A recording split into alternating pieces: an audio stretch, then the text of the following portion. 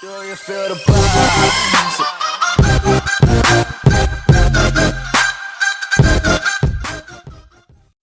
What's up, YouTube? It's Carolina Calvin. Coming back to another video. In this video, I want to talk about the second round of the NBA playoffs.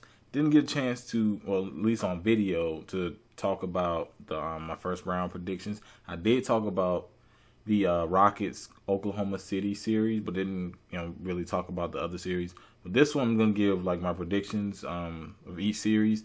Still have one more game to play in the first round. That's between the Clippers and the Utah Jazz. But I still say something about whichever whoever wins. They do play Sunday at 3:30 p.m. Eastern Standard Time. So, but I still have something to say about whomever it is that plays the Golden State Warriors. Starting with the Eastern Conference, the Boston Celtics play against the Washington Wizards. Obviously, Boston has home court. They got home court throughout in the Eastern Conference. The season series was really good because these teams really don't like each other. A lot of players, a lot of scuffles in the regular season.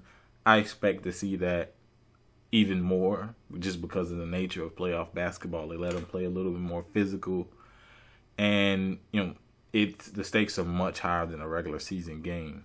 This is elimination, going home, or advancing. So this could possibly be the most interesting series of the second round. Looking at all the other series and even the potential one. I think I'm gonna go with Washington. I think this is gonna be. I'm gonna go with Washington in 6.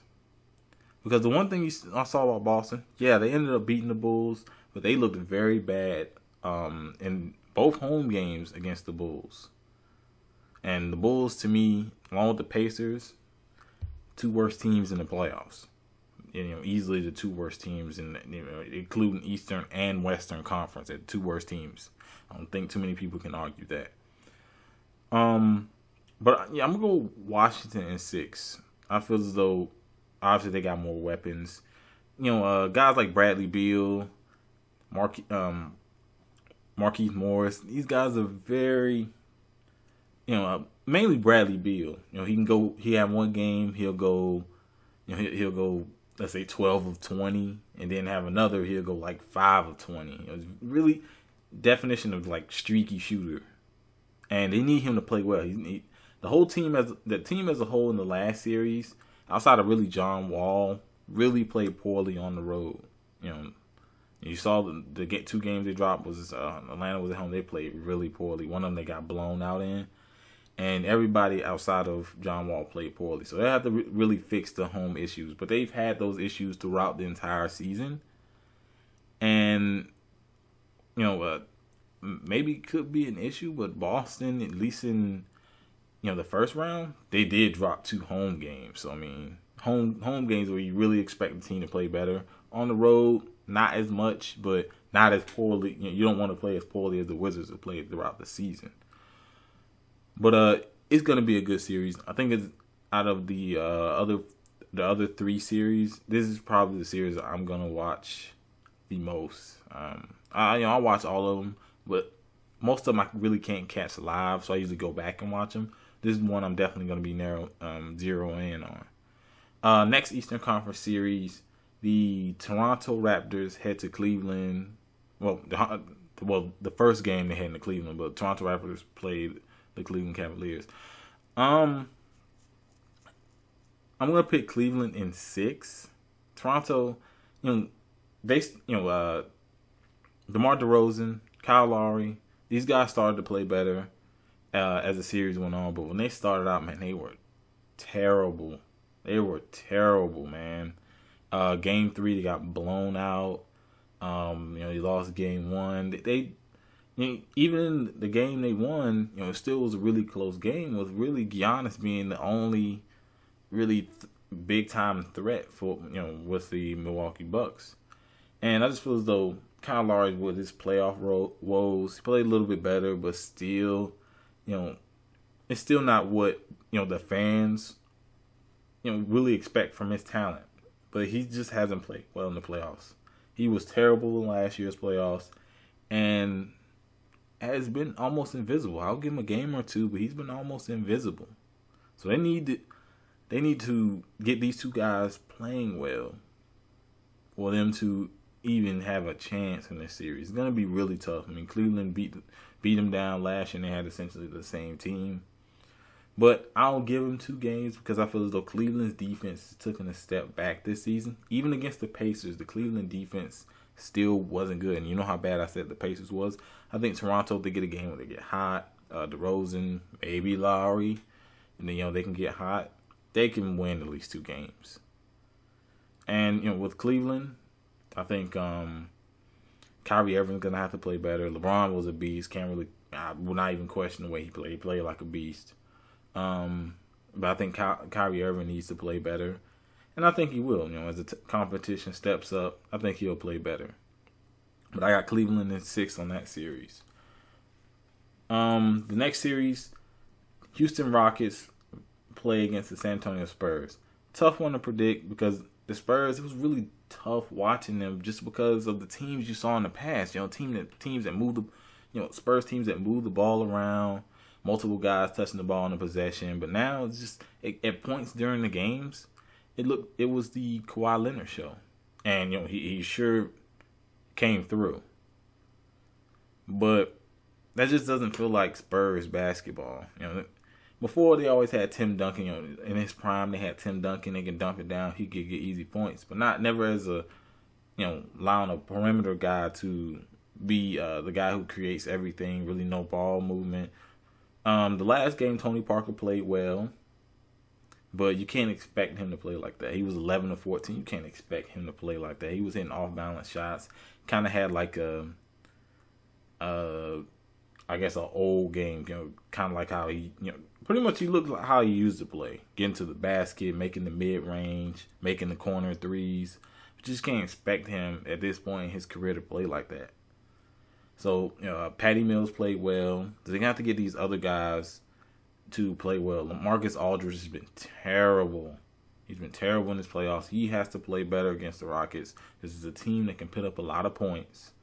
I felt as though if you watch my video when I was talking about Houston, OKC, they're going to play a better team than the Spurs, who have more options offensively. So I'm going to go with the Spurs. I'm going to go with the Spurs in 7. Houston, James Harden relied on a lot of free throw shooting. It's going to be they're going to get to a point where they're going to stop calling that crap for him. I mean, the dude shot, I believe it was 73 total free throws for the entirety of the OKC series. By far the most of any player in the entire playoffs. He's going to get some of those calls. But I just think they're going to start calling a little bit less as the playoffs progress. And, of course, in the second round, he's probably going to be guarded by Kawhi Leonard. They're going to give him they're going to give Kawhi the benefit of the doubt. 2-time Defensive Player of the Year. They're going to give him the benefit of the doubt. James Harden's not going to get as many calls. And that really hurts his team because he shoots a low percentage. He has to cut back on the turnovers. And guys like Ryan Anderson, Eric Gordon, these guys got to step up, especially Ryan Anderson, who couldn't make a shot to save his life. So it'll be interesting to see because we know the Rockets can score a lot. The Williams, Eric Gordon, they got Ryan Anderson as a step up. Even then they played well in the last series. But James Harden has to shoot a higher percentage. You can't be on there shooting 30-something%. And for the Spurs, like I said, the other guy, LaMarcus Aldridge, he brought you in there to be that second guy. Got to step up, man. Got to step up. But I got the Spurs in 7. Obviously, like I said, there's still one more game to be played in the first round. Clippers, Utah Jazz. I don't give a damn who wins it. I think Golden State is going to destroy whoever comes out of it. I think the Jazz have the better shot just because they're healthier. Clippers don't have Blake Griffin. But even when they did, you go look at the season series, you go look at how many times they've beaten this team, even looking back at last year, they haven't fared too well against Golden State. Golden State's beating them down just about every time. But I feel as though Utah plays good enough defense, maybe they can get a game. I feel as though probably any of the teams can get a game, but I think Utah will keep the games a little closer. But I don't think any of these teams can really. I don't think any one of these teams can really beat Golden State. So I'm gonna pick Golden State no matter who wins, and I'll say 5. That team, way too much talent. And you look at it against Portland.